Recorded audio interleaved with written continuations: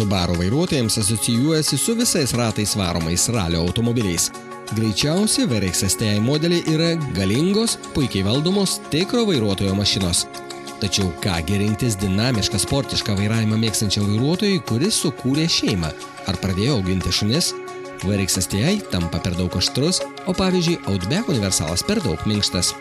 Tokiems vairuotojams Subaru sukūrė visiškai naują modelį Levork. Jis atrodo tarsi sportiškojo VRX STI universalo versija. Iš tikrųjų, su keliais niuansais toks ir yra.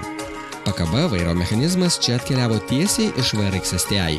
Taigi Levork vairuotojui garantuos puikias valdymo savybės.